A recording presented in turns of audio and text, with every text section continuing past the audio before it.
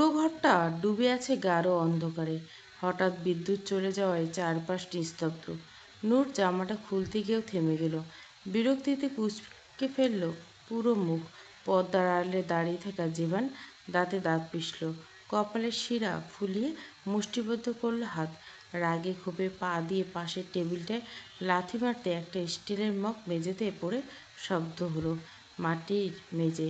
খুব একটা শব্দ না হলেও নূরের কর্ণগোচর হলো না। নূরের চোখের রেখা সরু হয়ে গেল। বেঁকে এলো চোয়াল। অন্ধকার হাতরে বিছানা থেকে ওড়নাটা তুলে মাথা মুখ ঢাকলো আগে। নিজের ঘর। কারেন্ট চলে গেল। পা টিপে টিপে এক রুম থেকে অন্য রুমে হেঁটে বেড়ানোর অভ্যাস আছে নূর। তাই নিঃশব্দে ধরপড়ানো বুকের গহীনে টিপ টিপ করতে থাকা হৃৎপিণ্ডটাকে সামনে নিয়ে এগিয়ে গেল তার পড়ার টেবিলের কাছে। তারপর সেখানে হাতড়ে বের করলো স্টিলের স্কেলটা। আত্মরক্ষার মোক্ষম অস্ত্রটা হাতের মুঠোয় চেপে চাপা শ্বাস ছিল নূর। গলা চড়ে বলল, কে কে আছে এই ঘরে? যেভানের চোখ বড় বড় হয়ে গেল। চতুর মেয়ে তার উপস্থিতি বুঝে ফেলছে। ভাবতেই মেজাজ খারাপ হলো আর একটু। নূর অন্ধকারে পা টিপে টিপে এগোচ্ছে। সেখান থেকে শব্দটা হচ্ছে সেদিকে আসছে। যেভানের চোখে মুখে ভয় নেই, সেও প্রস্তুত। নূর এগিয়ে গেলে খপ করে চেপে ধরে তাকে মিটিয়ে দিবে সব চালাকি। বাইরে মেইন সুইচবোর্ডের পাশে দাঁড়িয়েছে মুসা। তার রক্তাভ চোখ দুটো অস্বাভাবিকভাবে জ্বলজ্বল করছে অন্ধকারে। অশরীরের মতো ঘাড়টা কাত করল ধীরে ধীরে। চোখ তুলে শামীমের দিকে কিছু একটা ইশারা করল। আর এক মুহূর্ত দেরি করল না শামীম। সে দৌড়ে গেল নূপুরের কাছে। নূপুরের কানের কাছে মুখ নিয়ে ফিস ফিস করে বলল, তোর বোনরে বল মুসা ভাই ডাকতেছে, তাড়াতাড়ি যাইতে। নূপুর ঘাড় ঘুরিয়ে উত্তর দক্ষিণ পূর্ব পশ্চিম সব দিকে তাকাল। তারপর বুকে হাত চেপে ধরে বলল, ডাকছে তো ডাকছে, এমনি ফিস ফিস করে বলার কেসে? কলজাটা ফুসফুস লিভার সব কাঁপতেছে। শামীম ভ্যাবাচ্যাকা খেয়ে গেল। হতবুদ্ধিনে আড়ালো, কেন কাঁপার মতো কী করলাম? নূপুর কটমট করে বলল, কানের কাছে মুগাই না যে এমনি কথা বলতেছেন। আমি তো ভাবছি কালকের বলা কথা আজকে কাজল পড়ার আগেই বইলে দিবেন। মনে মনে একটা প্রস্তুতি আছে না? শামীম হেসে ফেলল। হাসতে হাসতে নূপুরের কান টেনে ধরে বলল, আপনার কাঁপাকাঁপি শেষ হইলে যাইয়া নূরকে খবরটা দিয়ে আসেন। আচ্ছা যাইতেছি। নূপুর ঠোঁটের কোণে হাসি ফুটে ছুট লাগালো ঘরের দিকে। এদিকে নূর পর্দার আড়ালের দিকে এগিয়ে আসা মাত্র হাত বাড়ালো জোবান। নোংরা হাতের স্পর্শ নূরের শরীরে লাগবে ঠিক এমন সময় দরজার সামনে এসে ধাপাধাপ কয়েকটা ধাক্কা দিল নূরকে। ডেকে উঠল নূপুর, এই আপু, ওই আপু, দরজা খোল। নূরের পা থেমে গেল। কানে পুনরায় বাধা আসায় জোবান হিসিসে গুটিয়ে নিয়ে ফেললো আঙুল। সরিয়ে নিল বাড়িয়ে দেওয়া হাত। নূর আর সামনে এগোলো না। নূপুরের ডাক শুনে এগিয়ে গেল দরজার দিকে। দু হাতে দরজা খুলে দিয়ে বলল, কি? নূপুর প্রফুল্ল মুখে বলল, কারেন্ট গেছে গিয়া দেখছো না? আন্ধারে কি করছো ঘরে বাইরা বাইয়া? নূরের মেজাজ ভালো না। শাড়ি পরবে বলেও পরতে না পারায় কারেন্টের উপর বেশ বিরক্ত সে। আর সেই বিরক্তির ঝাঁজ এসে পড়ল নূপুরের উপর। খিটখিট কণ্ঠে বলল, কেন ডাকতেছিস? ওইটা বইলে বিদায় হয়। নূপুর ভুরু কুচকে ঠোঁট ফুলে বলল, কালকে তো পরের বাড়ি যাবি গিয়া, আজকে একটু ভালো ব্যবহার কর। কথাটা শুনে কেন জানি নূরের ভিতরটা হু হু করে উঠল। ভেঙে এলো কণ্ঠ, আমি চলে গেলে খুশি হবি তুই? নূপুর ঠোঁট প্রসারিত করে ভুরু নাচিয়ে বলল, হা, খুব খুশি হমু। আমার পছন্দের জিনিসে ভাগ বসানো কেউ থাকবে না। স্বাদ পাবি, ছিনিয়ে নেওয়ার মতো মজা পাইবি। নূরের ফ্যাকাশে মুখের দিকে তাকিয়ে নূপুর চেহারার সতেজতা নিভে এলো। সে মলিন কণ্ঠে বলল, সত্যি কথা কমু কি? তুই চলে গেলে খারাপ লাগবো আমার, খুব কান্দ নাইব। নূর চোখ উল্টে হাত বাড়িয়ে নূপুরের থুতনি চেপে ধরল। তারপর নূপুরের মুখটা এদিক ওদিক ঘুরিয়ে তীক্ষ্ণ চোখে দেখার ভান করে বলল, কই, আমি তো কিছুই দেখতেছি না। নূপুর দাঁত কেলে হেসে উঠল, কাল বিয়া না, তাই জমিয়ে রাখছি, তোরে ধইরা চিল্লাই কানমু। নূর মুচকে হাসলো। মমতার হাত রাখলো নূপুরের গেলে। বুকের ভার গিলে নিয়ে থমথম স্বর বলল, তুই খুব সরল নূপুর, এই দুনিয়া অনেক জটিল। আমার সব জটিল অঙ্ক তো তুই সহজ করিয়ে দেস। দুনিয়া না হয় দিবি। নূপুরের উত্তর শিশুর মতো নির্ভর। নূর বিষণ্ণ কণ্ঠ বলল, কাল তো বিয়ে, সবসময় কি আর তোর কাছে থাকবো? নূপুর যেন কথাটাকে গুরুত্ব না দিয়ে খোশ মেজাজে বলল, চিন্তা করিস না, অঙ্ক জটিল মনে হলো বই খাতা নিয়ে চলে যাবো চেয়ারম্যানের বাড়িতে। নূরের চোখের কোণে জমে থাকা অশ্রুর অন্ধকার দেখতে পেল না নূপুর। নূরও সে সুযোগ দিল না। উঠোনের শেষ মাথায় মুসার ঘরের দিকে তাকিয়ে সে নিচে সে বলল, বই খাতা যদি জীবনের জটিলতা হিসাব করা যেত তাহলে আমি বিয়োগ কইরা দুঃখ কমাইতাম। আরে রাখ তো তোর কথা, দেখ গিয়ে মুসা বাইরে কেন ডাকতেছে। মুসা ডেকেছে শুনেই বুকটা শিরশির করে উঠল নূরের। নিজের অযাচিত অনুভূতিকে সামলানোর জন্য বিরক্তি ভান করে বলল, তোর মুসা বাইরে যাইয়া কো আমি ব্যস্ত আছি, যাইতে পারব না। কইছে তুই বেহেস্তে থাক আর দোজখে থাক, এখনই যাইতে। নূর ঠোঁট টিপে হাসলো, হাসির আড়ালে লুকিয়ে ফেলল একরাশ অস্থিরতা। সঙ্গে সঙ্গে দরজা বন্ধ করে দিয়ে বলল, যাইতে পারব না তার মানে যাইতে পারব না। নূপুর চিরবিরিয়ে বলল, আরে। তারপর ছ্যাঁত করে যেতে যেতে বলল, বাল, যাইলে যাবি না যাইলে নেই, এত ঢং করতে সে কী করতে। নূপুর চলে যেতে দরজা ওপাশ থেকে পিছু ডাকল নূর, শোন। কি? নূপুর থেমে গেল। নূর জিভে ঠোঁট ভিজিয়ে ইনিয়ে বিনিয়ে বলল, ধর, ওই জেভান বেটা তোর দুলাভাই না হয়ে যদি মুসা ভাই হইতো তাইলে কেমন হইতো? নূপুর সঙ্গে সঙ্গে মুখ কুচকে উত্তর দিল, একদম ছিঁড়া ফাড়া তেড়ার মতো হইতো। ছ্যা, মুসা ভাই কি কাইল্লা জঙ্গল একটা। নূরের মুখটা আমের আটির মতো চুপসে গেল অমনি। নূপুরের উত্তরে সন্তুষ্ট হয়ে হয়ে খ্যাঁক করে বলল, ভাগ আনতে বাল। নূর আর নূপুরের কথা বলার সুযোগ কাজে লাগিয়ে ঘরের অন্য দরজা দিয়ে ভেতরে ঢুকে পড়ল শামীম। মুসার কথা মতো চলে গেল জেভানের কাছে। ঘুটঘুটে অন্ধকার জেভান কিছু বুঝে ওঠার আগে তার মাথার পিছন দিয়ে একটা শক্ত দণ্ড দিয়ে আঘাত করল শামীম। ঘটনার আকস্মিকতায় জেভান মাথায় হাত দিয়ে চিৎকার করতে যাবে, তার আগে মুখ চেপে ধরে তাকে টানতে টানতে নিয়ে গেল বাইরে। প্রায় ঘণ্টাখানেক পর মুসার ঘরে ফিরে এলো শামীম। মুসা স্বাভাবিক কণ্ঠে জিজ্ঞেস করলো, কই রাখছস? শামীম হাত দিয়ে কপালের ঘাম মুছল। ঘন ঘন কয়েকটা নিঃশ্বাস টেনে বলল, সুপারি বাগানে।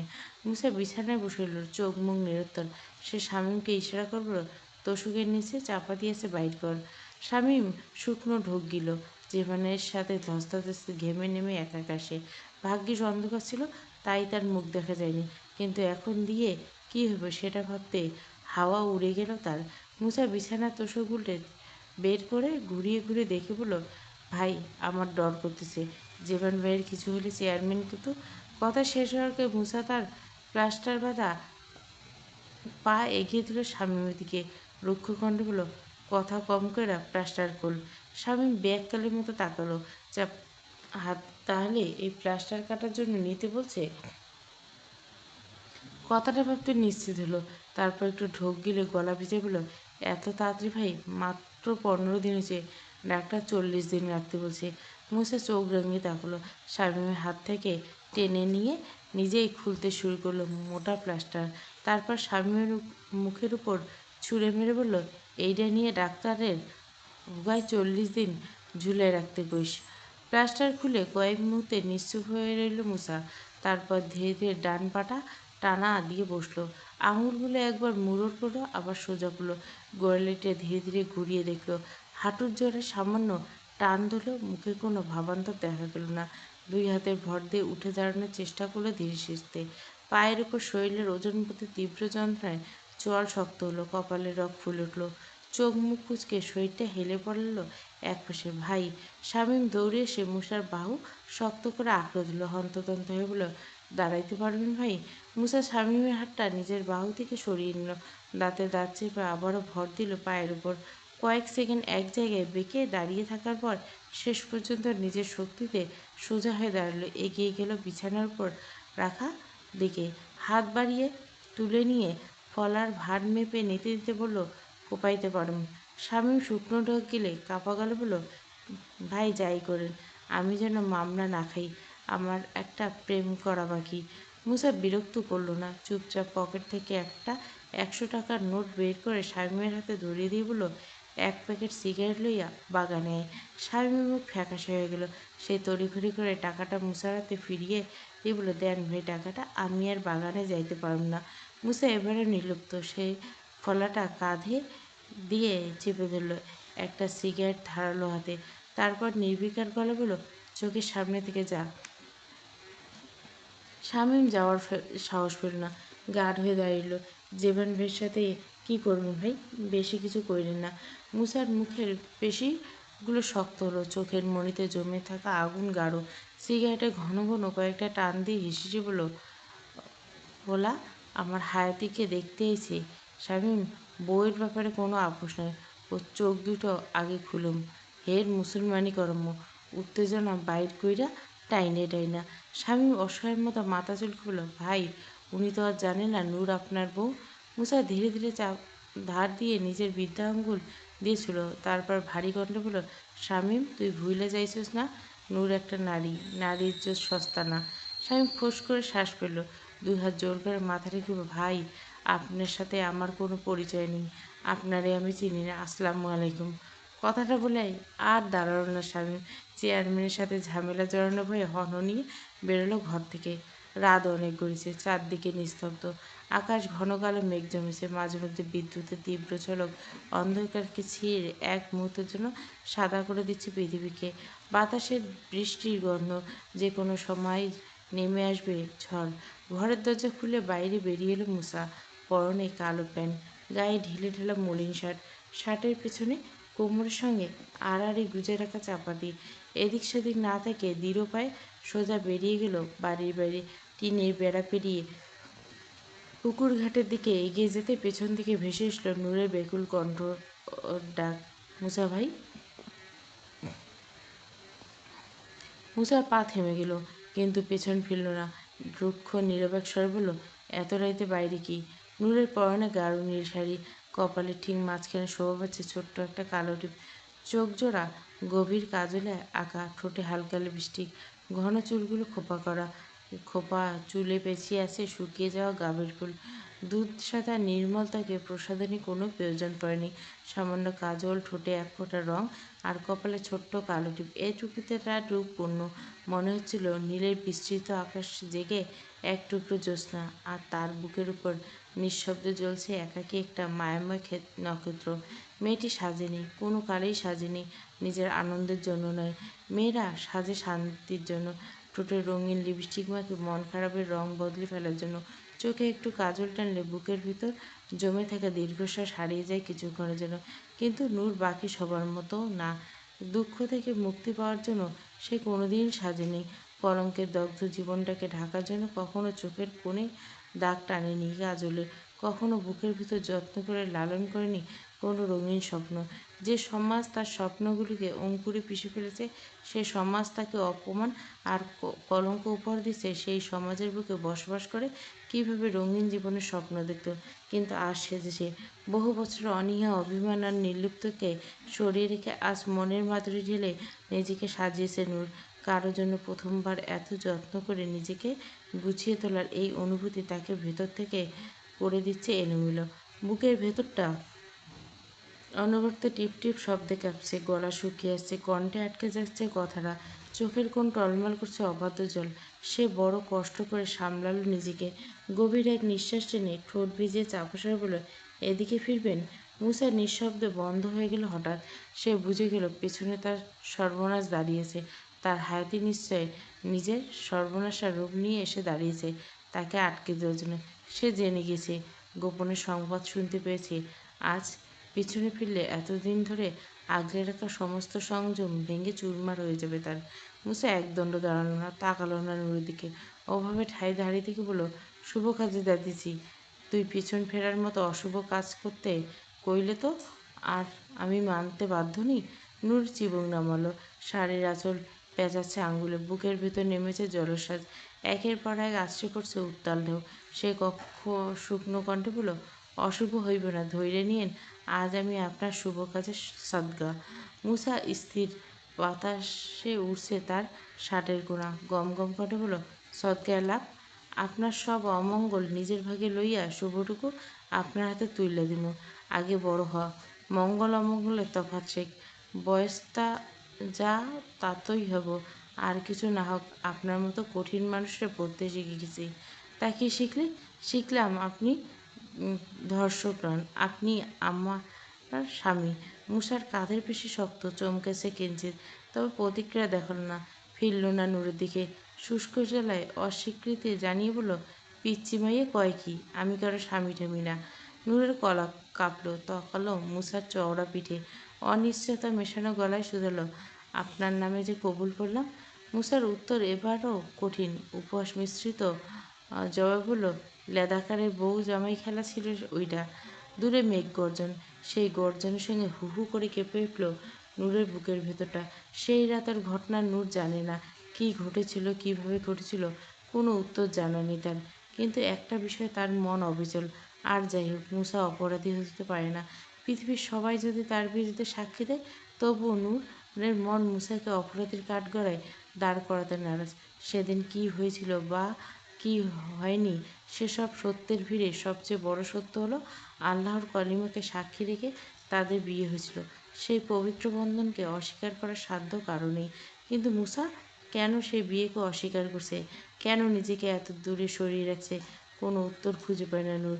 বুক ভরা সংশয় আর অগণিত প্রশ্ন নিয়ে সে অবশেষে জানতে চাইল। শুকনো কণ্ঠে জিজ্ঞাসা করলো সেই রাতের কথা। সেদিন কী হয়েছিল মুসা ভাই? কেন আপনি এমন মিথ্যা কথা বলতেছেন? কেন অস্বীকার করতেছেন সব কিছু? কেন নিজে অপরাধী বানাইলেন আমার সামনে? মুসা উত্তর দিল না। বুকের ভিতর জ্বালা পড়া শুরু হলো। অতিরিক্ত জাল আবার সহ্য করতে না পারে সে ফিনিক চড়ে বসে মাথায় এক টান বিড়ির ধোঁয়া না হলে চলে না। সে উত্তর দেওয়ার আগে পকেট থেকে সিগারেট বের করলো। তামাক পোড়া ঠোঁট উড়িয়ে বৃদ্ধা আঙুলে পিঠ ঠেকলো, ঘষল নাক। পোড়া ছোঁয়ার ছদ্মবেশে পালিয়ে গেল বুকের ভিতরে জমে থাকা সমস্ত যন্ত্রণা। আরও কয়েকবার সিগারেট ধোঁয়া ছেড়ে নিজের পুড়তে থাকা বুকের পোড়া গন্ধ চাপা দিয়ে বলল, শোন, আমি একটা কামে যেতেছি। যদি ফিরে আসি তো আইলাম, আর যদি না আসি। কি এমন কামে যেতেছেন যে ফিরে আসতে পারবে না? মুসার কথা শেষ হওয়ার আগে চাতক পাখির মতো ছটপটিয়ে উঠল নূর। মেয়েটা শান্ত করার উপায় জানা নেই মুসার। ভালো কথা পোষায় না, নরম কথায় কাউকে আগলে রাখার অভ্যাস নেই। অতিরিক্ত আবেগে তাকে অস্বস্তিতে ফেলে কোমল মুহূর্তগুলো বরাবর এড়িয়ে চলতে স্বস্তি পায়। তাই নিজের ভেতরে হঠাৎ জেগে ওঠা অদ্ভুত টানটাকে রূঢ়তার আড়ালে লুকিয়ে ফেলল সে। মুখে বিরক্তির মুখোশ টেনে গলায় ইচ্ছাকৃত কঠোরতা মিশে বলল, আরে তুই সেন্টি কেন খাস? বউ বউ ভাব লইছিস না? মেজাজ এমনিতে করা। কি কই শোন। নূর ফোঁস করে একটা শ্বাস টানল, লঘু স্বরে বলল, আচ্ছা বলেন। মুসা প্রায় বেশ কিছুক্ষণ চুপ রইল। হাতে শেষ হওয়ার আগে শেষ টান দিয়ে মাটিতে ফেলে পায়ের নিচে পিষে নিভিয়ে দিল। তারপর কোনো তাড়াহুড়ো না করে সিগারেটটা ধরালো কয়েকটি। রয়েসয়ে রাশভারী কণ্ঠে বলল, বিয়েটা করবি না? অসম্ভব ধৈর্য নিয়ে এতক্ষণ চুপচাপ দাঁড়িয়ে ছিল নূর। মুসার অধৈর্যরা ভাঁজ হতে উড়ে যাওয়া ধোঁয়াকুণ্ডলী রাতের বাতাসে মিলিয়ে যেতে যতটা সময় নিল ততটা অবাক হয়ে চেয়ে রইল সে। অস্ফুট ছিল, কে আটকাইব? আপনি তো না ফেরার আশঙ্কা দিলেন। এই বিয়ে আটকাইতে যাইতেছি। ওই বিয়া টিয়া শুধু লোক দেখানো। ওই জেভান তোরে দিয়ে ব্যবসা করব। মুসার রাগ ঢাকিয়ে নিস্পষ্ট কথায় নূরের আত্মা কাঁপিয়ে উঠল। রুদ্ধকণ্ঠে আউড়ল, কি? মুসা পেছনে তাকাল না, ফিরেও দেখল না নূরের অবিশ্বাস্য চায়নি। সে কেবল বলে গেল নিজের কথা, শোন, আমি যদি আজ সফল হইতে না পারি, যদি কোনোভাবে আইতে না পারি, তাহলে তুই পালাইবি। কেমন? তুই যেই ঘরে থাকছস সেই ঘরে একটা টিন আলগা করে রাখছি আমি। ধাক্কা মাইলে খুলে যাব। যদি ধরা পড়ে যাই? মুসা মাহতাবের বউ হইয়া ইঁদুরের কলিজা লইয়া ঘুরছস, লজ্জা করে না? বিন্দুমাত্র দেরি না করে মুসার উত্তরে ভেসে হলো পাথর খোদাই করা। মুসার প্রতিটা কথার মাঝে একটা কথা হৃদয়ের খামচে দিল নূরের। সে ভীষণ রকমের বিস্মিত হয়ে বলল, আমি কে? নূরের এমন রীতিমতো থতমত হয়ে গেল মুসা। প্রসঙ্গ এড়াতে গলা পরিষ্কার করল, কামের কথায় এক ফয়সলা ভালো লাগায় ঠোঁট টিপে মৃদু হাসল নূর। পরক্ষণে সংখ্যায় নিভে এলো গলা। কিন্তু আমি পালাইলে আমার বাপ মার মান সম্মান, আমার জন্য আর কতভাবে মানুষগুলো ছোট হইব, অসম্মানিত হইব। তার উপর কিস্তিতে উঠাইছে কতগুলো টাকা, সারা বছর কিস্তি চালাইতে হবে। আবার বিয়ে বন্ধ হইলে বিশাল ক্ষতি হয়ে যাব। আত্মসম্মান আছে নাকি? সাধে কি মানুষ কলঙ্কিনী বলে? যদি বলে আছে, কি আছে? তুই কলঙ্কিনী না, তুই পবিত্র। ওই দিন তোর সাথে কিছুই হয়নি, আমি হইতে দিনি। তোর ইজ্জত তোর আছে, ওই লোকটা ছিঁড়ে খাওয়ার সুযোগ পায়নি। মুসার কণ্ঠ থেকে বেরিয়ে আসা প্রতিটি শব্দ নূরের সতেজ মস্তিষ্ক এলোমেলো করে দিল। রুদ্ধশ্বাস বড় বড় হয়ে গেল তার। শরীর বেয়ে বেড়ানো দাগের বোঝা মিথ্যে প্রমাণিত হওয়ার এই অনুভূতি ছড়িয়ে পড়ল লন্ডে লন্ডে। কঠিন স্বভাবের মেয়েটাও কেঁদে ফেলল। মাথা থেকে 100 টন ওজনের একটা ভারী বস্তা নামিয়ে ফেলার পর যেমন একটা নির্মল নিঃশ্বাস বেরিয়ে এসে ঠিক সেভাবে একটা নিঃশ্বাস ফেলল নূর। কাজল কালো চোখজোড়া হতে নেমে এলো অশ্রু। মুছল না, নাক টেনে অবিশ্বাস্য কণ্ঠ বলল, আবার কইবেন? কি কইলেন? দয়া করে আবার কইবেন? আমি আবার শুনবো। মুসা গম্ভীর কণ্ঠে বলা শুরু করলো সেদিনকার ঘটনা। সেদিন আমার আম্মা আর ড্যাডকে নিয়ে বেশি দূর পালাইতে পারেনি। ড্যাডের অবস্থা খারাপ ছিল, তাই আগে একটা হাসপাতালে ভর্তি করে দিয়েছিল। বিপদের সাহারা দেওয়ার মতো কেউ ছিল না। আমি একা ছোট ছেলে। তারপর নতুন দেশ, নতুন জায়গা, ভাষাটাও ঠিকঠাক বলতে, বেড়াতে গেলে ইংলিশ। কি করবো বুঝতে না পারছিলাম। তখন আমার আম্মা আমাকে তার ভাইয়ের কথা বলল। সেই রাতে একটা কাগজ এই গ্রামের ঠিকানা লিখে পাঠিয়ে দেয় মামার কাছে। ড্যাডের অবস্থা খারাপ ছিল, তাই সাথে নিয়ে আসা সম্ভব হয়নি। আর আম্মা ড্যাডকে একা রেখে আমার সাথে আসেনি। খুব ভালোবাসতো দুজন দুজনকে। আমি কক্সবাজার থেকে রওনা দেওয়ার 2 দিন পর অনেক কষ্টে চাঁদপুর এসে পৌঁছাই। রাত অনেক হয়েছিল। তা কোনো জায়গায় যাব জিজ্ঞাসা করার মতো কাউকে পাইনি। সবার ঘরে দরজা বন্ধ, কারো দরজায় কড়া নাড়ার মতো অবস্থায় ছিলাম না। প্রবল আত্মসম্মান ছিল বটে, কারো দরজায় কড়া নাড়া আমার জন্য একেবারে নিচু একটা কাজ মনে হচ্ছিল। তাই নিজের মতো করে খুঁজে নিয়েছিলাম সঠিক ঠিকানাটা। মনে মনে ভরসা ছিল পেয়ে যাব। চাঁদপুর শহর যখন আসতে পেরেছি, একটা ছোট গ্রাম খুঁজে পেতে অসুবিধা হবে না। কিন্তু রাতের বেলা তো পেলাম একটা বাচ্চা মেয়েকে পেলাম।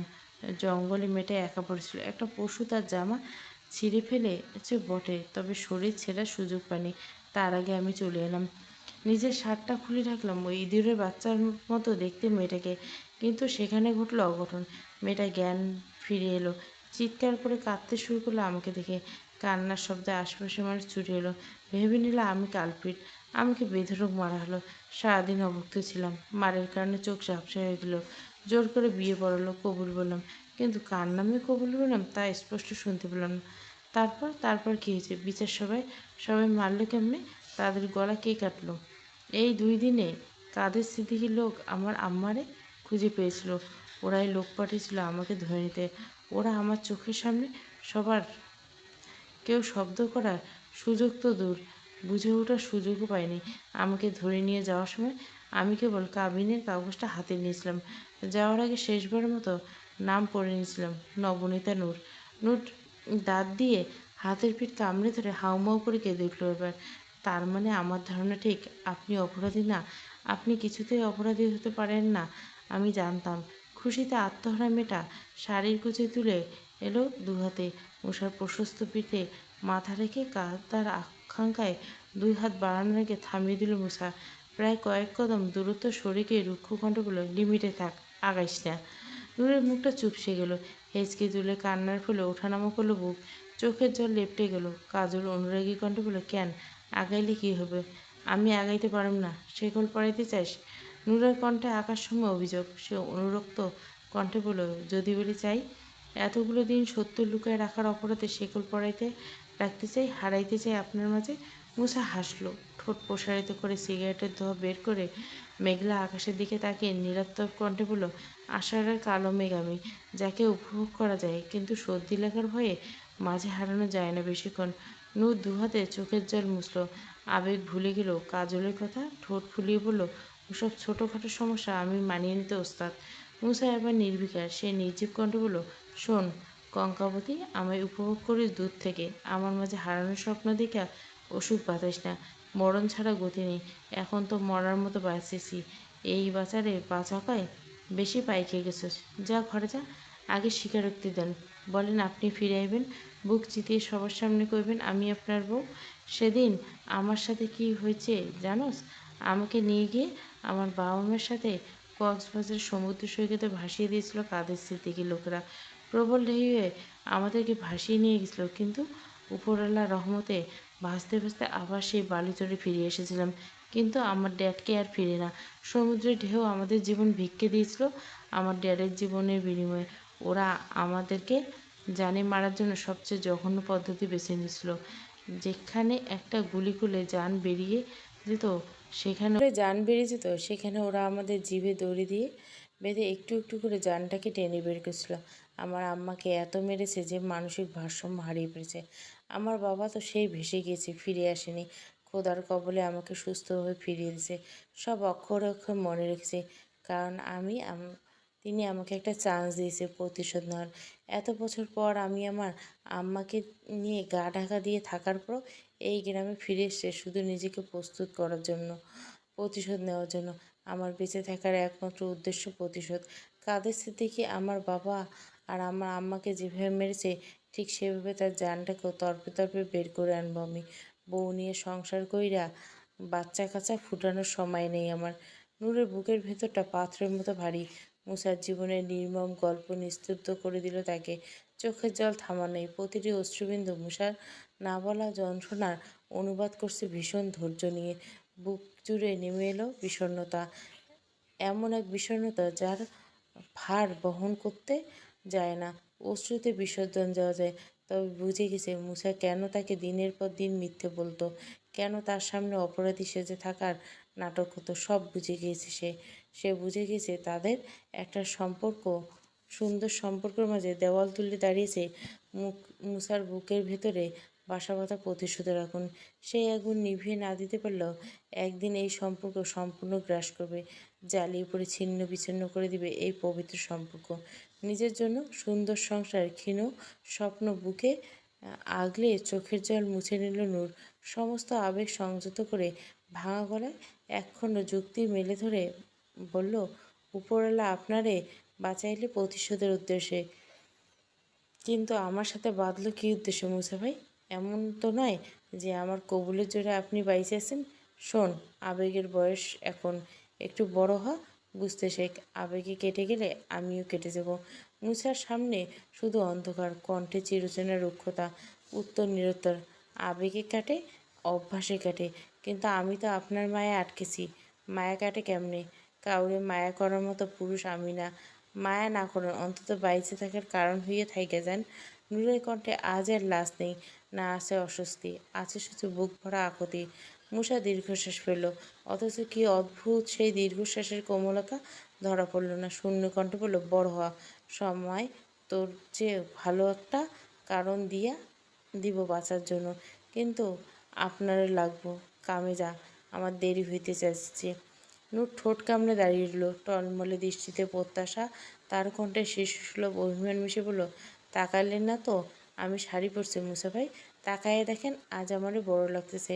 মুসা কথা শুনেও শুনল না, তাকালানো পিছু ফিরে গম্ভীর শুষ্ক কণ্ঠে বলল, সিগারেটের ধোঁয়ায় চোখ জ্বলছে, মদের নেশার ঝাপসা দৃষ্টি, আজ বরং না তাকাই। নূর ব্যাকুল কণ্ঠে বলল, একবার তাকিয়ে দেখুন, নেশা কাটিয়ে উঠতে পারবেন না। টাকা উপার্জন ছাড়া পুরুষের দ্বিতীয় কোনো নেশা থাকা উচিত নয়। টাকা দিয়ে কী হয়? বড়জোর একটা বাড়ি হয়, কিন্তু ঘর কি হয়? সঙ্গে সঙ্গে উত্তর ভেসে এলো, কাটলো এক মুহূর্ত। দূর গর্জে উঠল মুসা, কাঠখোট্টা স্বরে বলল, ঘর বাঁধার মতো প্যাংটা স্বপ্ন দেখি না আমি। আমি ঘরে যাইতে কইতেছি, ঘরে যা। আপনি ইচ্ছা করে আমারে এড়িয়ে যেতেন, আমি কিন্তু বুঝতেছি। এত বুঝোস তাইলে কেন বুঝোস? অবুঝের মতো ফিরিস বারবার। তোকে শূন্য হাতে ফিরতে পাঠাতে পাঠাতে আমি ক্লান্ত হয়ে যাব। পথভ্রষ্ট হইলে আমার বাপ মায়ের আত্মা কষ্ট পাব। যা ঘরে যাইয়া ঘুমা। নূরের কণ্ঠ উৎকণ্ঠতা। ঝড়ের আগে আশপাশে বাতাস যেমন অস্থির হয়ে যায়, তেমন অস্থির হয় তার নিঃশ্বাস। সে শঙ্কিত করে বলল, বিয়েটা যদি কালকে হইয়া যায়? মুসা এক চুলো নড়ল না, অন্ধকারের দিকে তাকিয়ে থেকে রুক্ষ কণ্ঠে বলল, হইতে দিবি না? আমি না ফিরলেও না। নূর তিক্ত হেসে বলল, ভেতরে অভিমান ভয়ে অসহ্যে একাকার হয়ে গেল। সে হাসি দগ্ধ কণ্ঠে বলল, তা হইব কেন? আপনি যদি ফিরে না আসেন, জুলুম হইব আমার উপর। আমার আর কি, সেজেগুজে বিয়ের পিঁড়িতে বসবো? একটা বিড়িখোরের জন্য বাপ-মার সম্মান তো আর বিসর্জন দিতে পারি না। নূর দাঁড়ানোর প্রয়োজন বোধ করল না। তার পুরো জীবনের সঞ্চিত আত্মসম্মান এই কঠোর পুরুষের সামনে বিসর্জন দিলেও এই লোকের মন গলবে না, তা ভালো করে বুঝতে পারল। তাই নিজে আর নিচে নামিয়ে নিশ্চুপ পিছিয়ে গেল। যাওয়ার জন্য উদ্যত হতে নিরবেক কণ্ঠে ডেকে বসল, মিশা শোন, নূর একটু থমকালো, একটু আশা নিয়ে শেষবারের মতো চাইলো মুসার প্রাণে কি, অথচ মুসা ফিরল না। বিন্দুমাত্র আবেগ ছাড়া বলল, কখনো ভাঙবি না, এমন প্যাচ প্যাচ করে কানবি না কেন? দুনিয়া দুর্বলতা গন্ধ পেলে দাঁত বসায়। নূর মৃদু হেসে বিদ্রুপ সুরে, আপনি তো দুর্বলতার কারণ হয়ে দাঁড়িয়েছেন, একবার তাকাইলে কি এমন হয়? মুসা উত্তর দিতে পারল না। বেশিক্ষণ ভাব হল তার। একটা জুৎসই উত্তর ভেবে নিষ্প্রাণ কণ্ঠে বলল, তুই শান্তি, আমি বিশৃঙ্খলা। তুই নিখুঁত, আমি তত ভাঙ্গা। না তাকানোর এই একটাই কারণ। যদি নাই দেখবেন তাহলে আইনে দিলেন কেন? ভাবছিলাম পড়বি না, ফিরিয়ে দিবি। দোকানদারকে ফিরে দিয়ে 1 সপ্তাহের আকিস বিড়ি কিনতে পারতাম। মুসার কথাগুলো বড্ড নাটকীয় লাগলো নূরের কাছে। শক্তপোক্ত শরীর, ভেতরে লুকিয়ে রাখা হৃদয়ের হুদিস পেয়ে আরেকবার আশা বাঁধল। আকুলতা ভরা কণ্ঠে অনুনয় করে, তাকান একবার। আমি কারো জন্য কখনো নিজেকে সাজাই না। আপনার চোখের আয়নায় নিজেরে দেখার জন্য আয়নাও দেখি না। মুসা ঘুরল না, তাকাইল না, আটকে যাওয়ার ভয়ে। আঙুলের ফাঁকে ধরা আধপোড়া সিগারেটটা নূরের দিকে এগিয়ে দিয়ে নির্বিকার করে বলল, বিড়ি খাইয়ে শেষ, ফুলের গন্ধ দূর কর শরীর থেকে। নেশাখোর পুরুষের বিড়ির গন্ধ ছাড়া পোষায় না। নূর হাত বাড়িয়ে সিগারেটটা নিল, তবে লিপস্টিক রাঙা ঠোঁটে কুলুষিত না করে জ্বলন্ত সিগারেট চেপে ধরল মুঠোয়। চোখ মুখ খিচে বন্ধ করলো। আমি আর কখনো নীল শাড়ি পরুম না মুসাভাই। নীল শাড়িতে আমারে আপনি দেখলেন না, এই আক্ষেপ আমার আজীবন থাকলো। তারপর বেঁচে যাওয়ার আত্মসম্মানটুকু পুঁজি করে দৌড়ে চলে গেল বাড়ির ভিতরে। যেতে যেতে বলল, আমার আর হারানোর কিছু রইল না মুসাভাই। কাল যদি সত্যি ফিরে না আসেন, আমি অন্য কারো নামে লিখে দিব নিজেকে। ঘন সুপারি বাগানের ভিতরে অন্ধকার ঘর, আর সেই ঘরে জীবনের ছোট ভাই রাহানকে একটু একটু করে মেরেছিল মুসা। আর সেখানে হাত পা বেঁধে রাখা হয়েছে জীবনকে, পিঠে ঠেকানো একটা মোটা বাঁশের খুঁটিতে। নিজেকে ছাড়াতে যত ছটফট করছে ততই শক্ত হচ্ছে দড়ির গিট। তার ঠিক মুখোমুখি বসে আছে মুসা, মাথা নিচু, দুই কুনুয়ে হাঁটুর উপর অসহায়ের মতো ভাবভঙ্গি করে বসে আছে। মুখে রাগ নাই, নেই ক্ষোভ, নেই কোনো তাড়াহুড়ো। চোখ দুটো অস্বাভাবিক শান্ত, শান্তি নদীর নয়, ঝড়ের আবেগে মুহূর্তের মতো শান্ত। যা না বলা কথা, শিকারে ঝাঁপিয়ে পড়ার বাঘ যেমন দীর্ঘ নিশ্চুপ হয়ে শিকার দেখে, ঠিক তেমনই স্থির দৃষ্টি জীবনের দিকে তাকিয়েছে। জীবন হিসিস করে মুসার নিরবেক চোখের দিকে তাকিয়ে ভেতরটা ফেটে যেতে রাখে। সে ক্রোধের বলে, আমার হাত খোল মুসা, আমার সাথে শত্রুতার ফল ভালো হবে না। মুসা সসূচক শব্দ করল কেবল। সে হাসিতে আনন্দের লেশমাত্র নেই, আছে শুধু শীতল আতঙ্ক। চোখে ভাসছে তার মায়ের সাদা ফ্যাকাশে মুখ, ঝুলন্ত শরীর, অথচ ছেলেটাকে নির্লিপ্তভাবে মায়ের খুনিকে চোখের সামনে পেয়ে এক থাবায় শেষ করে ফেলার তাড়াহুড়ো নেই একদম। সে নিজের ক্রোধ সঞ্চয় করে জেদকে ধার দিচ্ছে, জমাট বাঁধতে দিচ্ছে ক্ষোভকে। যতক্ষণ না নিজের ভেতরে প্রতিটি ক্ষত, প্রতিটি হারানোর যন্ত্রণা এক বিন্দুতে এসে থাকে, ততক্ষণ সে শুধু সঞ্চার করবে। যতটা রাগ, জেদ, ক্ষোভ সঞ্চার করলে জীবনের প্রতিটি অঙ্গ কেটে টুকরো টুকরো করা যায়, ঠিক ততটাই জেদ সঞ্চার করবে। এদিকে মুসার এমন নির্লিপ্ত দ্বিগুণ ক্ষিপ্ত হলো জেভান। ক্ষিপ্র কণ্ঠে বলল, আমি সাবধান করছি মুসা, শত্রুতা করিস না। মুসা আয়েশ করে বসল মেঝেতে, সঙ্গে নিয়ে আসা বের করে চুপচাপ রাখলো জেভানের সামনে। ঠান্ডা কণ্ঠে বলল, কে কইল আমি আপনার লোকে শত্রুতা করতে আছি? আমি তো আপনার উপকার করতে আছি। মুসার কথা শুনে বিহ্বলতার কপাল কুড়ে ফেলল জোভান। মুসা সেই কুচকানো চামড়ার দিকে তাকিয়ে বলল, আপনার বড় শত্রু কে ভাই, জানেন ভাই কে? মুসা দাঁত বের করে হাসলো, ক্রুর স্বরে বলল, বড় শত্রু বাইরের কেউ না ভাই, শত্রু হলো আপনার নিচের দিকে ঝুলন্ত 2 ইঞ্চির উপদেষ্টা। মুসার কথার মানে বুঝতে পেরে ক্রোধে চিরবিরে উঠল জীবন, দাঁতে দাঁত পিষল, হোয়াট রাবিশ।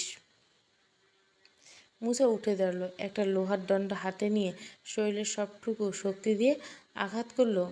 অথচ কাজে যতটা হিংস্রতা দেখালো, কণ্ঠে ঠিক ততটাই রসিকতা টেনে বলল, দুনিয়ার অর্ধেক খারাপ কাজ শয়তান করায়, আর বাকি অর্ধেক এইটা একাই সামলায়।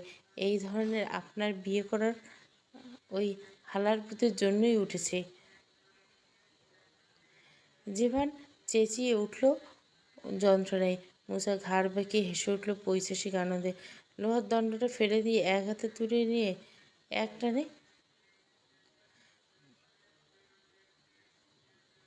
মুসার চোখে মুখ বিকৃত, কেমন উন্মাদের মতো ছুটে গিয়ে গ্লাস হাতে এক করে, তারপর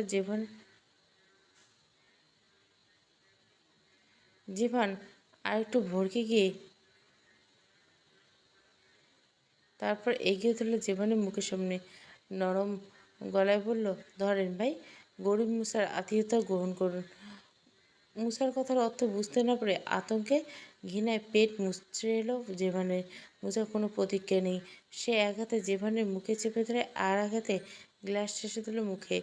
জেভান ঘৃণায় মুখ ভরে বমি করে দিল, মাথা ঘুরল ডনডন করে, শরীর কাঁপল, রক্তাক্ত চোখ, রাগে যেতে কিছু না করতে পারে ব্যর্থতায় চিৎকার করে গলা ফাটলে। মুসা হাসল, বিদ্যুৎ বীভৎস হাসল, জেভানের দিকে তাকিয়ে অশুভ কণ্ঠে বলল, মাফ করে দেন মিস, শরবত বানানোর হাত ভালো না আমার। জেভান কিছু বলার অবস্থা নেই, পেট উগড়ে আসছে, ঝিমোচ্ছে সে, পেটানো শরীর নেতিয়ে পড়ছে। মুসা এবার তা তুলে নিল হাতে, তারপর গলায় বলল, ছোটবেলায় আপনার মুসলমানিতে ত্রুটি আসিল না ভাই? আমি ভাবছি আপনার মুসলমানিটা এখন আমি কড়াই দেব। জেবান আঁতকে উঠল, হাড় হিম করে হইল, শীত দ্বারা শক্ত হয়ে তাকালো মুসার বিকৃত চেহারা দিকে, ধীরে ধীরে এগিয়ে আসতে শুরু করলো। আস্তে আস্তে ঠিক যখন জেবানের কাছাকাছি চলে এলো, ঠিক তখনই পুরো ঘরে হুড়মুড়িয়ে এসে ঢুকলো কয়েকজন পুলিশ। Hands up! মুসার চোখ মুখ কুঁচকে গেল। পুলিশ দেখে গোল গোল ঘুরল চোখের মণি। জিভানের মুখে ফুটলো এবার শয়তানি এসে, ভুরু নাচে চোখের ইশারা দেখালো মুসার পিছনের দিকে। মুসা দৃষ্টি অনুসরণ করে তাকালো সেদিকে। অবিশ্বাস্য আওল শামীম।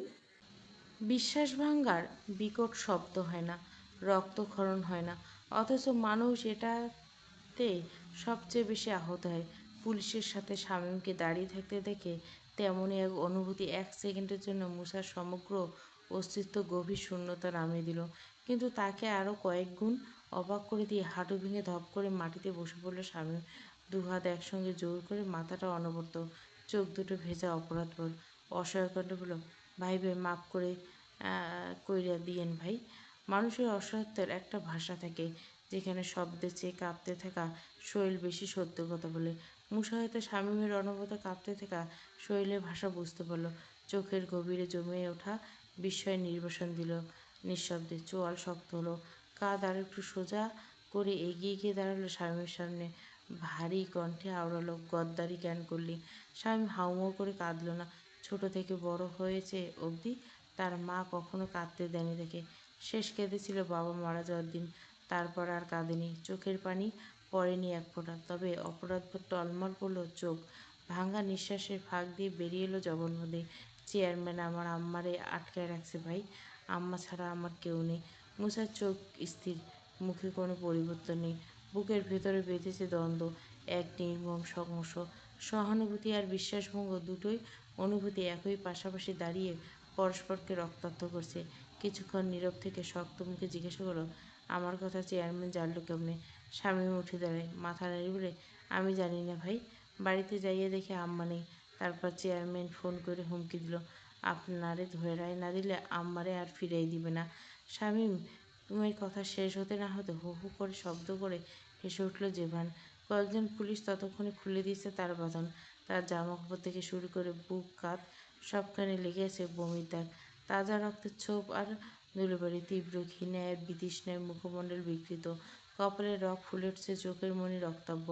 অপমানে দহন দৌড়াচ্ছে সমগ্র ধরনীতে, অস্তিত্ব ধরিয়ে দিচ্ছে আগুন। চোখ না তুলে কণ্ঠস্বর বলল, পানি নিয়ে এসো কুইক। আদেশ পাওয়া অল্প কিছুর মধ্যে একজন পুলিশ ছুটে গিয়ে এক বালতি পানি নিয়ে ফিরে এলো। জোবানে এক মুহূর্ত দেরি না করে দু হাতে বালতিটা তুলে মাথার উপর ঢেলে দিল। পানির প্রবল ধারা গড়িয়ে পড়ল কপাল, বুক বেয়ে। জমাট বাঁধা রক্ত ধুয়ে গেল, বমির দাগ মিলিয়ে গেল পানির সাথে। রয়ে গেল শুধু আকাশসম ক্রোধ, যা হাজার বালতি পানি ঢাললেও মোছা যাবে না, ঠান্ডা করা যাবে না। নিজেকে ধুয়ে মুছে পরিষ্কার করে ভেজা শরীর মাপা পদক্ষেপে সে এগিয়ে এসে মুসার দিকে বাঁকা এসে অসূচক শব্দ করে বলল, তুমি কি ভেবেছ মুসা, আমি কোনো প্রোটেকশন ছাড়াই তোমার বাড়িতে গেছি? তোমাকে আমি এত বোকা ভাবিনি। মুসার দৃষ্টি শান্ত, চোখে ভয়ের লেশমাত্র নেই। মুসার এমন নির্লিপ্ততা রাগিয়ে দিল জোভানকে। দাঁতে দাঁত পিষে বলল, শোন, ইটস আ ট্রাপ। তবে তুমি যে এতটা বাড়াবাড়ি করবে ভাবতে পারিনি আমি। ডোন্ট ওয়ারি, এর জন্য তুমি নিশ্চয়ই পানিশমেন্ট পাবে। মূষার দৃষ্টি এবার ঠান্ডা, কঠে শানিত, ভয়ঙ্কর শানিত। তা আমার নিম্নাঙ্গে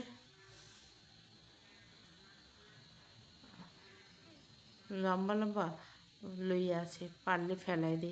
রক্তচক্ষুর মতো উন্মত্ত ক্রোধে চড়ে বসল জেভানের মাথা।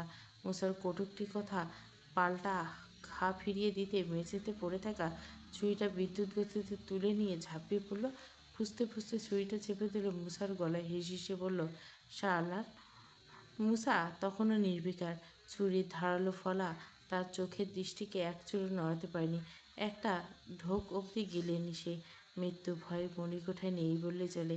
এদিকে ঘাবড়ানো পুলিশ অফিসার।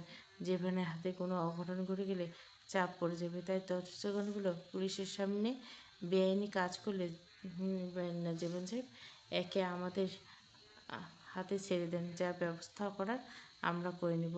জীবন বুক দ্রুত ওঠানামা করছে, চেয়ারের পেশি কাঁপছে থরথর করে। অফিসারের দিকে তাকিয়ে দাঁতে দাঁত চেপে নিজেকে সংযত করলো। মুসার চিবুক ছুরিয়ে বসিয়ে দেওয়ার পক্ষর ইচ্ছেটা দমিয়ে দিল। ধীরে ধীরে নামলো ছুরিটা। মুসা শূন্য চোখে তাকিয়ে ক্ষোভ প্রকাশ করলো। এমন কেস করুন যে 5 বছর আগে জেল থেকে বেরোতে পারবে না। অফিসার ক্রুর হাসলো বিনিময়ে। কোনো প্রকার বাক্য ব্যয় না করে মুসার দু হাতে হাত করা লাগালো ব্যস্ত ভঙ্গিতে। মুসা চুপচাপ। তার অভিব্যক্তি বোঝা দুষ্কর। ভেতরে ভেতরে ভেঙে পড়ছে নাকি সত্যি সত্যি শক্ত আছে বোঝা যাচ্ছে না। গুমোট চেহারা অন্তরকারে পুরো ঘোলাটে ঝাপসা। জীবন অপমান স্বরূপ নিজের হাত দুটো অবহেলার ভঙ্গিতে মুসার শাড়ি মুছল। তারপর চোখে চোখ রেখে বিদ্রুপ মিশ্রিত সরালো, গুড বাই মুসা। কাল তুমি জেলে বসে মশার কামড় খাবে আর আমি খাবো নূরের শরীর। মুসার ঠোঁট বেঁকে গেল। দেখা গেল প্রতিজ্ঞা। প্রায় বেশ কিছু নৈশব্দ ভেঙে ক্রুর কণ্ঠে বলল, বউ আমার, যেটা আমি কাটতে পারিনি সেটা কাইটা হাতে ধইরে দিব। জীবন তাচ্ছিল্য আসলো, অবজ্ঞা করে বলল, এত বেশি আত্মবিশ্বাসের ভালো না ডিয়ার।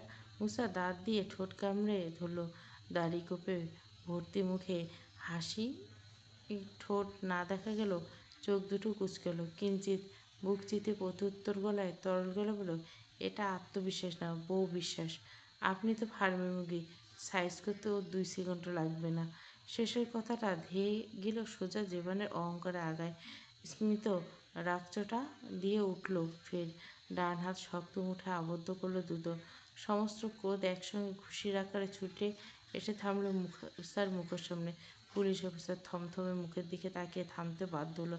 সে পরক্ষণে চোখের পলকে দাবানল দিল মুসার। অবিচল নীরবতা মোড়ানো চোখের দিকে তাকলো। দাঁতে দাঁত পিষে হাতটা নামিয়ে নিল মুসার নাক ঘেঁষে। পুলিশের দিকে ইশারা করলো, বলে নিয়ে যাও। দুজন পুলিশ মুসাকে টেনে নিয়ে গেল দরজার দিকে। মুসা রোবটের মতো পা মিলাল তাদের সাথে। ঠিক তখনই পিছন থেকে ভেসে এলো ভাঙা কাতর ডাক, ভাই। মুসার পা থেমে গেল, তাকালো ঘাড় ফিরিয়ে। শামীম ভেজা চোখে তাকিয়ে বলল, মাফ করছেন তো ভাই। মুসা কাঁধ জাঁকিয়ে কলারের উপর থেকে ঝাড়ি মেরে সরালো পুলিশের হাত। শামীমের সামনে এসে দাঁড়িয়ে হাত করা বন্ধে 2 হাত রাখলো শামীমের কাঁধে। গম গম পড়ল, তোর আম্মা আমার আম্মা। আম্মারে বাড়ি নিয়ে দুধ দিয়ে গোসল করবি, ঠিক মতো খাওয়াবি, খেয়াল রাখবি। শামীমের বুক ফেটে এলো, দাঁত মুখ খিচে বলল, ভাই আপনার কি হবো, নূরের কি হবো? মৃদু হাসল মুসা। ঘাড় কাত করলো কেমন, অসহ্য নয়। অশুভ দৃষ্টিতে চোখের মনি ঘুরিয়ে তাকালো জীবনের দিকে। অটল কণ্ঠে বলল, চিন্তা করিস না আমার হায়াতি, ও নিজের কেমনে বাঁচাবে সেও খুব ভালো করে জানে। মুসা আর একটি শব্দ উচ্চারণ করলো না। নির্বিকার মুখে পুলিশের সঙ্গে পা মিলিয়ে দীর্ঘ পদক্ষেপে বেরিয়ে গেল ঘরের বাইরে। ঠিক সেই মুহূর্তে মেঘের বুক চিরে নেমে এলো মুষলধারে বৃষ্টি।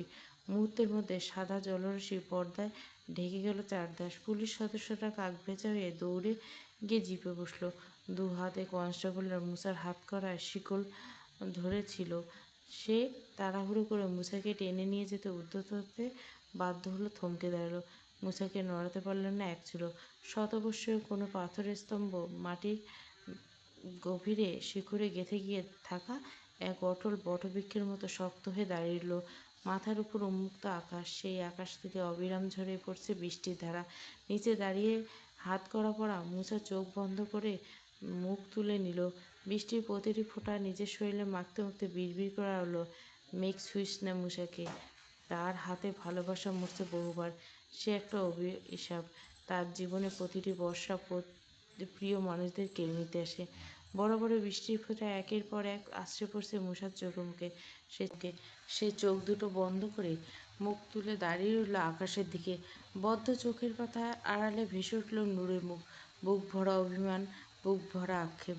দেখা গেল না শেষবারের মতো মেয়েটাকে। দেখা হলো না প্রিয় নীল।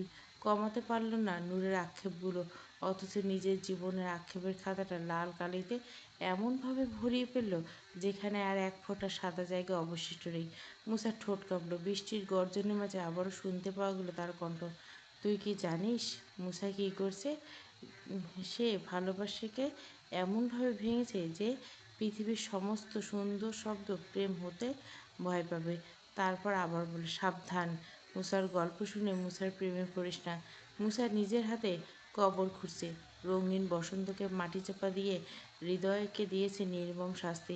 সে এক নিষ্ঠুর প্রেমী। এদিকে দুজনকে বৃষ্টির মধ্যে দাঁড়িয়ে থাকতে দেখে জিপের ভেতর থেকে ভেসে এলো অফিসার। বিরক্ত হলো। কী হলো? আসছো না কেন? আসামির সাথে বৃষ্টি বিলাপ করার শখ হয়েছে? কনস্টেবল দুষ্ট মুসার হাত করার শিকল শক্ত করে সর্বশক্তি দিয়ে টানল, কিন্তু মুসা এক চুলও নড়ল না। কনস্টেবল হাঁপাতে বলতে, স্যার, একে নড়ানো যাচ্ছে না। অফিসার কথাটা গুরুত্ব দিল না। টেনে হিঁচড়ে নিয়ে আসো, কুইক। কনস্টেবল আর একবার চেষ্টা। মুসাকে টানতে গিয়ে হাতের শিরা ফুলে উঠল, টনটন করে উঠল কাঁধের রগ। অথচ মুসা একইভাবে দাঁড়িয়ে রইল। অবশেষে ব্যর্থ হলো। হচ্ছে না স্যার। অফিসার বিরক্ত হয়ে জিপের ভেতরে বসা আরেকজনকে ইশারা করলো, এই, তুমি যাও। এবার দুজনে মিলে দুই দিক থেকে টানতে শুরু করলো। কাদামাটি ছিটকে পড়া চারদিক। বৃষ্টির পানিতে গড়িয়ে পড়লো ইউনিফর্মে ভিজে একাকার হলো শরীর। কিন্তু ফল একই। মুসাকে একবারও নড়ানো গেল। হচ্ছে না স্যার। দুজনে মিলে 1 ইঞ্চিও নড়াতে পারলেন না। অফিসারের কপালে বিরক্তির ভাঁজ আরও গভীর হলো। গাড়িতে বসে থাকা বাকি চারজনকে ইশারা করলো, এই, তোমরাও যাও। চারজন কনস্টেবল দৌড়ে এসে যোগ দিল বাকি দুজনের সাথে। 6 জন একসঙ্গে মুসাকে টানতে লাগলো। এবার কারো বুট কাদায় পিছল, কারো দাঁত চেপে মুখে লাল। মনে হলো তারা কোনো মানুষ নয়, বরং শেকড়ে গেঁথে থাকা পাহাড়কে সরানোর চেষ্টা করছে। সবাই মিলে ব্যর্থ হওয়াতে অবশেষে একজন হাঁপাতে হাঁপাতে হাত ছুঁড়ে বলল, স্যার, একে তো নড়ানো যাচ্ছে না। মনে হয় মাটির সঙ্গে সুপারগুলো লাগিয়ে দাঁড়িয়েছে। অফিসার আর বসে থাকতে পারল না। দরজা সজোরে ঠেলে নেমে এলো বৃষ্টির মধ্যে। খিটখিটে গন্ধ পেল। এতজন মিলে একজনকে নড়াতে পারছে না, পুলিশ হয়েছে কী করতে? কথাটা বলতে বলতে অফিসার মুসার বুকে ধাক্কা দিল। মুসা নড়ল না। তারপর হাত করা শক্ত করে ধরে টান দিল। মুসা নড়ল না। অফিসারের কপালে বিস্ময়ের ভাঁজ ফুটল। সে 2 পা পিছিয়ে আবার সমস্ত শরীরে শক্তি দিয়ে টান মারল। তবু হলো না। পিছন থেকে কনস্টেবলরা উদ্বিগ্ন গলায় উঠল, স্যার। অফিসার থতমত খেলেও প্রকাশ করল না। গর্জে উঠল, আরে, সবাই মিলে ধর। 7 জন পুলিশ সমস্ত শক্তি এক এক করে মুসাকে সরানোর জন্য টানতে লাগলো। কিন্তু মুসা বৃষ্টির নিচে দাঁড়িয়ে থাকা নিঃসঙ্গ পর্বতের মতো নির্জীব। তাকে কেউ এক চুলও সরাতে পারল না। প্রায় বেশ কিছুক্ষণ ধস্তাধস্তির পর ধীরে ধীরে চোখ খুলল মুসা। মুসার কালচে চোখ দুটো তুলে আকাশে দেখে বজ্রের গর্জন ভেদ করে কণ্ঠের আর্তনাদ কাঁপিয়ে ডাক দিল আকাশকে, শোন মেঘ, মুসার কাছে আজ কিচ্ছু পাবি না। মুসা এখন শীতল শূন্যতা। সারা রাত অবিরাম বর্ষণের পর প্রকৃতি ক্লান্ত। আকাশ জুড়ে ছড়িয়েছে ধূসর মেঘের আস্তেন। নীল রং মুছিয়ে দিয়েছে, তার জায়গায় বিছিয়ে দিয়েছে বিষণ্ণতার চাদর। ভেজা মাটির সেদু গন্ধ চারপাশে ভরে উঠছে। পথঘাট কাদায় থকথকে। কোথাও কোনো বৃষ্টির পানি জমে ছোট ছোট আয়নার মতো হয়ে আছে। পাখিরা ডাকছে ঠিকই, কিন্তু তাদের কণ্ঠ আজ চিরচেনা উচ্ছ্বাস নেই। আকাশের মুখ এখনো ভারী। কালচে মেঘগুলো এক জায়গায় থেকে আরেক জায়গায় সরে যাচ্ছে, বুনছে গোপন ষড়যন্ত্র। সকাল 9টার মধ্যে পাড়ার মা কাকিমা মিলে নূরকে হলুদে গোসল করিয়ে দিল। উঠোন জুড়ে বিয়ের ব্যস্ততা। ঘরের ভিতরে বাইরে মানুষের আনাগোনা। অথচ ভিড়ের মাঝে নূর একা, নিথর, নির্বিকার। কানে বিচ্ছে চারপাশে ফিসফিসানি। নূরের কপাল দেখেছ? চেয়ারম্যানের ছেলের নজর। ভাগ্য না থাকলে এমন হয়। আরেকজন ঠোঁট বাঁকিয়ে বলল, ভাগ্য না চাই, নিশ্চয়ই কিছু দেখাইছে। বোরখা পরে ঘুরলে কি আর চরিত্র ঢাইকে যায়? তা না হলে এমন সুন্দর পোলা এই মাইয়ের বিয়ে করবো কেন? কথার পর কথা ছুটে বেড়াতে লাগলো। বাতাসে বিদ্ধ করলো নূরের বুক। কলঙ্ক তো ওর জীবনে কম নয়, আর স্বভাব একেবারে বেয়াদব। সেদিন বাজারে কি কান্নাটানি করছিল, পুরো এলাকার মানুষ দেখছে। চেয়ারম্যান বাড়ির পোলা কি এসব কিছু জানে না নাকি? এর মাঝে আরেকজন ফিসফিস করে বলল, আমি তো শুনছি জীবনে সেই পোলা যে নূরের সর্বনাশ করে পালিয়ে গেছে, এখন আবার ফিরে এসে এই মায়ের লগে গোপন সম্পর্ক করছে। মাইয়া মানুষের শরীরের লোক এমন হ্যান বীরপুরুষও কাবু হয়ে গেল। মানুষের মুখে মুখে গল্প বদলে গেছে, বীজ ছড়াচ্ছে, নূর সব শুনছে। প্রতিটি শব্দ উত্তপ্ত সুচ হয়ে কানে ঢুকছে, বিচ্ছে বুকে। সে চোয়াল শক্ত করে দাঁতে দাঁত চেপে বসে রইল চুপচাপ। দুপুর গড়িয়ে আসছে, জামিলা আর বসিরের দম ফেলার ফুরসত নেই। মেয়ের বিয়ে বলে কথা, এক কাজ শেষ হওয়ার আগে আর এক কাজ হাজির। কখনো রান্নাঘরে, কখনো উঠানে, আবার কখনো আত্মীয়দের বসার জায়গায় ঘুরে ঘুরে সুজনে দেখছে দুজনে। গরিবের আয়োজন যতই হোক, সামান্য আন্তরিকতার যেন কোনো কামতি না থাকে, একটাই চিন্তা, গরিব বাড়িতে চেয়ারম্যান সাহেবের পা পড়বে, তার আতিথ্যতার সামান্য ত্রুটি যেন না থাকে। এই দুশ্চিন্তা বারবার আঁচল দিয়ে কপালে ঘাম মুছে নিচ্ছেন জামিলা বেগম। এমন সময় বাড়ির সামনে সরু কাঁচা পথ কাঁপিয়ে এসে থামল জীবনের বিশাল কালো গাড়িটা। অভের সংসার বসির তেমন কোনো আত্মীয় স্বজন দাওয়াত করতে পারেনি। উপস্থিত বলতে নূরের দুই মামা, দুই মামি আর মামাতো বোনেরা। বরের গাড়ি থামতে হুড়মুড় করে এগিয়ে গেল। নূপুর একটা গোলাপি রঙের থ্রি পিস পরেছে, উজ্জ্বল গোলাপি। ফর্সা শরীরের রংটা একটু বেশি চকচকে, চকচক রং তার বেশি পছন্দ।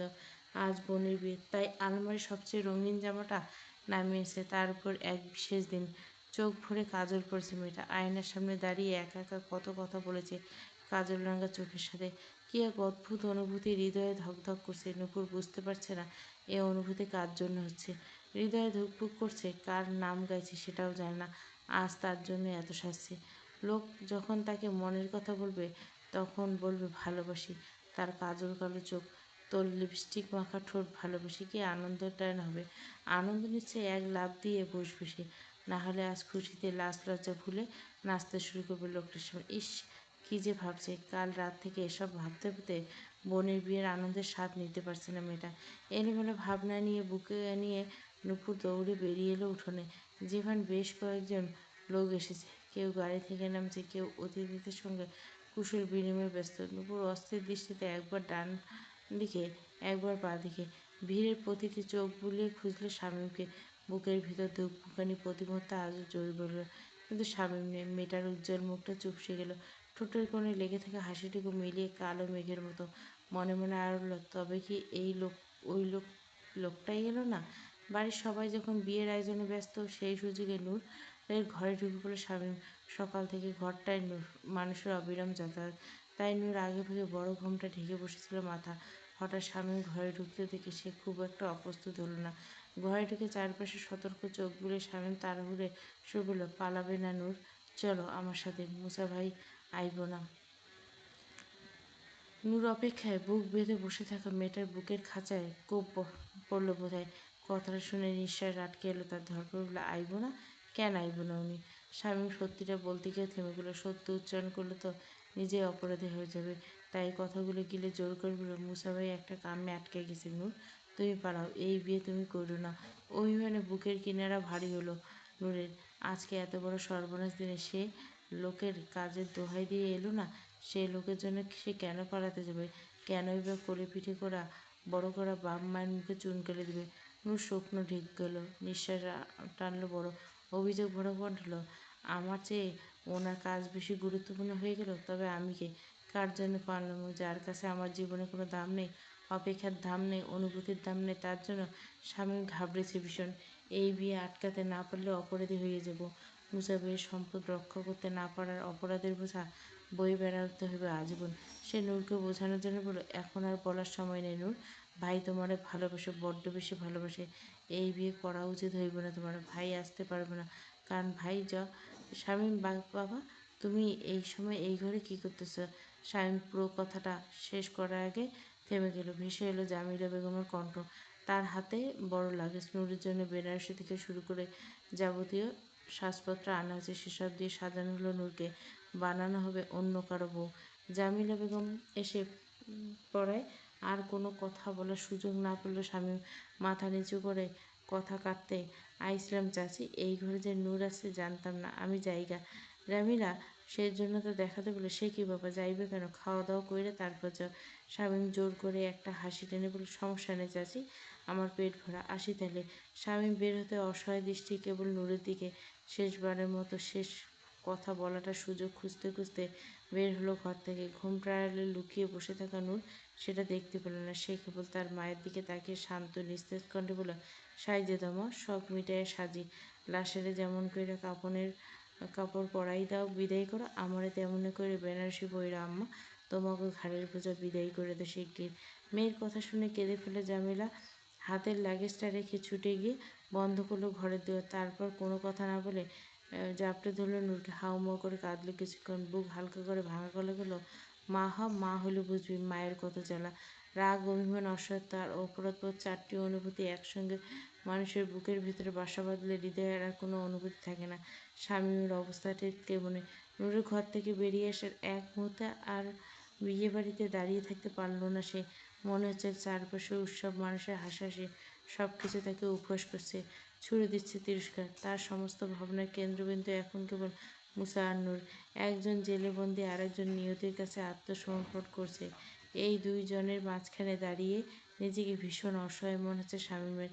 কাল রাতে যে নুপুর কাজল দিতে বলেছিল, এক বুক তৃষ্ণা নিয়ে দেখতে চেয়েছিল মেয়েটার কাজল আঁকা চোখ, সে ভুলেই গেছিল ছেলেটা। ভুলতে তার মনের কথা। আজ তো বলবে বলে কথা দিয়েছিল। মেয়েটা যে আক্ষেপ করে বসে আছে তার তো খবর নেই। সে যাকগে, আজকের দিনটা এসব নিয়ে পড়ে থাকা যাবে না। মন মেজাজ এমনিতে ভালো না, তাই মন নিয়ে প্রেম নিবেদন করা যায়। মনটা যে এক বিচ্ছেদের সাক্ষী। নিজের হাতে বিষণ্ণ দেওয়াল তুলে দুজনের মাঝে ক্ষণিকের দায়ভার তো তার উপর বর্তায়। শামীম চায় নুপুরের কাজল রাঙা চোখ দুটো মুগ্ধ হয়ে দেখতে, ওই চোখের মাঝে হারিয়ে বেশ কিছুক্ষণ থাকতে, বলতে মনের অন্দরে রাখা গোপন কথা।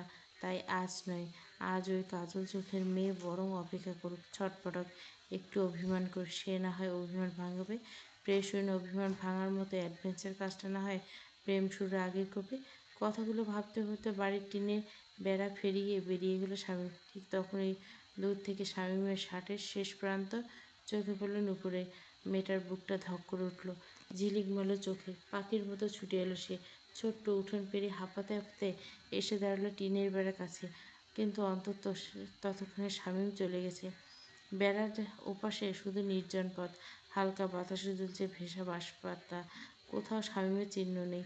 নূপুর স্ফুট মুখটা চুপসে গেল অমনি। কাজ, চোখ ভরা কাজল, লাজুক ঠোঁটের হাসি, সব কিছু অর্থহীন লাগলো এক নিমিষের জন্য। যে চোখ দুটো দেখানোর জন্য সে আয়নার সামনে দাঁড়িয়ে কতবার নিজেকে দেখাচ্ছে, সেই চোখের একটা বারে তাকানোর সময় হলো না মানুষটার।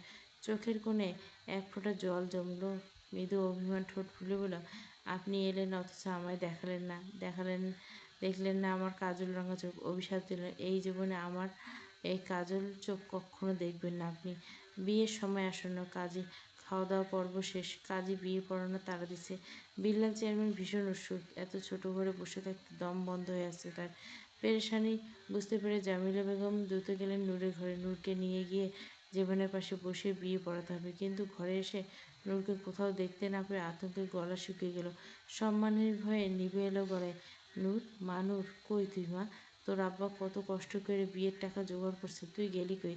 মান সম্মানের কিছুই থাকলো না।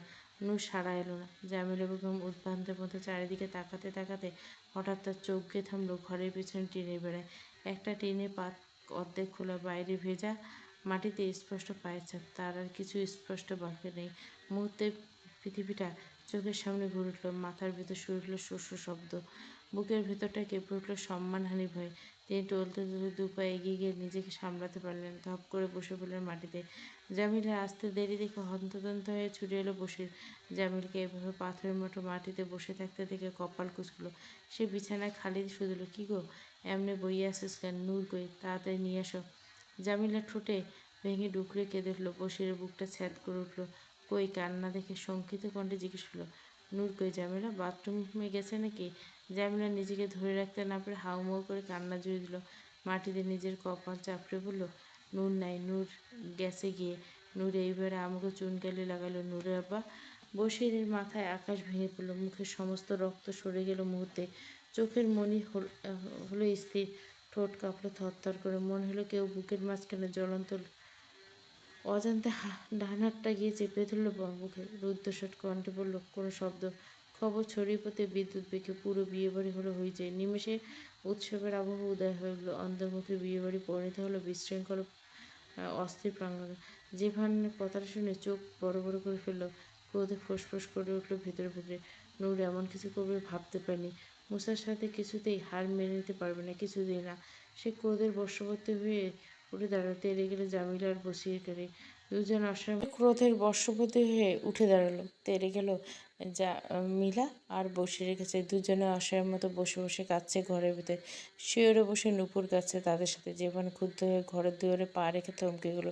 চোখ পড়ল গোলাপি রঙের জামা পরা মেয়েটার দিকে। সঙ্গে সঙ্গে মস্তিষ্ক খুলে গেল নোংরা আর কুটির পরিকল্পনা। যতটা ক্ষোভ নিয়ে তেড়ে এসেছিল ততটা শীতল চোখে চাইনি। অন্তত দ্রুতশ্বাসগুলো আপনার সম্মান ফিরে যেতেই অপরাধ বোধ হবে আমার। যদি চান আমি আপনার ছোট মেয়েকে বিয়ে করব। কলঙ্কের কারুকার্য পর্ব 12। প্রত্যেক দিন দিব, তার আগে ইন্তেজারে ওয়াফিল। ওই গল্পটা 2টো পর্ব শেষ। ওই গল্পটাও শুনবেন। তারপর বাঁধনার প্রেমে সিজন 2টা শুরু করব।